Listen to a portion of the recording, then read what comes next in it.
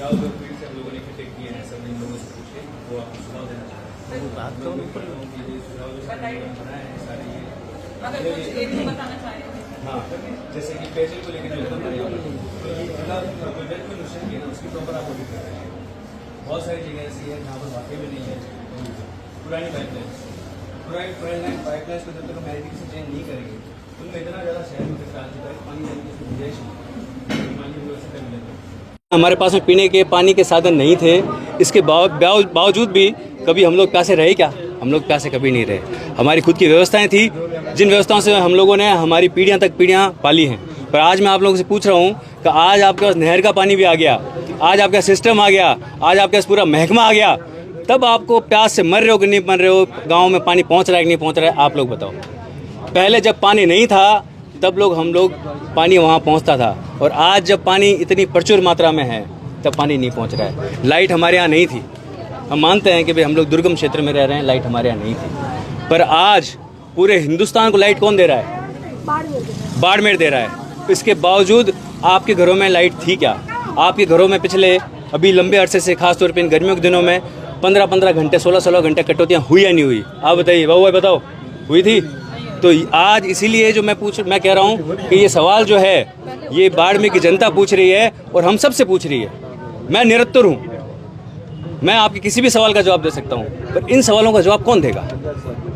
आप दे सकते हैं? नहीं दे सकते। ये परिस्थितियाँ हैं हमारी, और अगर इन परिस्थितियों में अगर हम लोगों ने जीना सीख लिया तो कल और कुचले जाएंगे। ये अत्याचार कम नहीं होगा और बढ़ेगा। इसीलिए आज आवाज़ उठाना जरूरी है। इसीलिए आज हम लोग सब यहाँ एकत्रित होकर आए हैं। प्रशासन को हम लोगों ने ज्ञापन नहीं दिया, हम लोगों ने प्रशासन को इस बार सुझाव दिए हैं, और उन सुझावों पे 20 दिन के अंदर हमने रिपोर्ट मांगी है कि आप हमें रिपोर्ट दीजिए जिसमें हम लोग कितने सुझाव आपके हमारे माने गए हैं, और उन सुझावों से क्या अच्छे नतीजे निकल कर सामने आए हैं। इसीलिए मैं आपको भी सभी को कॉपीज़ दे दूंगा, मेरे पास कॉपीज़ हैं। देखो, मैं जैसा आपको बताता हूँ कि भाई जेजेएम के बारे में आप सब लोग जानते हो, उसके लिए मुझे बात करने की ज़रूरत भी नहीं है। नंबर 2, एक हमारे यहाँ पर जो शहर है वो समतल बसावट में नहीं है, आधा शहर पहाड़ पर है, आपका घर जो है ऊपर है, हमारा घर जो है नीचे है। तो एक ही तरह के पानी के प्रेशर को लिहाज से अगर हम लोग देखा जाए तो वो उसकी आपूर्ति नहीं कर सकता। इसके लिए प्रेशर कंड्यूट एक डायग्राम जो है बनाया जाए, और उसके बाद में जहाँ जहाँ लो प्रेशर है वहाँ पर मदद की जाए।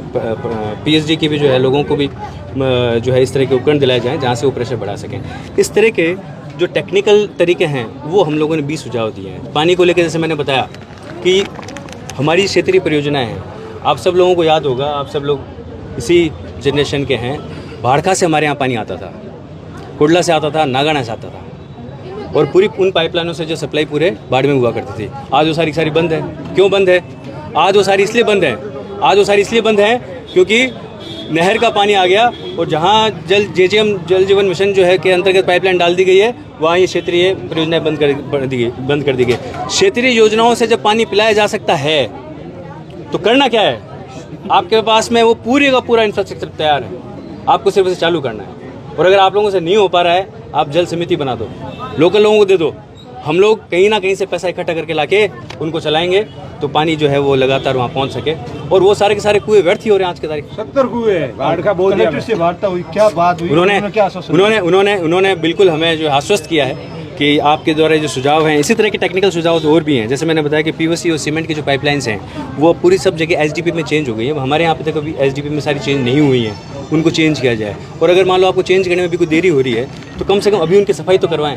एसडीपी पाइप्स में कचरा आने की गुंजाइश बहुत कम बचती है, पर ये जो सीमेंट वाली पाइप्स होती हैं इसमें बहुत सारा ये जड़ों का, पेड़ों का, पौधों का कचरा और जो आने की कम से कम उन्हें साफ़ करवाएं। हमारे आधे शहर की तो पाइपलाइन चौक है, उन्हें पानी आएगा कहाँ से? इस तरह के जो टेक्निकल सुझाव है हम लोगों ने सुझाव दिए हैं, बिजली विभाग के भी और आरएससी भी, पीएचडी के भी। 20 दिन के बाद में आश्वस्त किया है कि किन सुझावों पे अमल हुआ है, किन सुझावों पे अमल नहीं हुआ है, और किन सुझावों पे प्रैक्टिकली अमल नहीं हो सकता। क्योंकि हमारे सुझाव जो हैं वो हम लोगों ने एक्सपर्ट से तैयार करवाएं, पर इसमें फिर भी कोई खामी रह सकती है। कोई सुझाव ऐसा भी हो सकता है जो प्रैक्टिकली पॉसिबल नहीं हो, तो वो हमें बताया जाएगा। उसके बाद में उम्मीद करता हूँ मैं कि जल व्यवस्था जो है वो सुचारू हो जाए, और यही हमारा मकसद है। और आज हम लोग सब इसी के लिए ही यहाँ इकट्ठे हैं।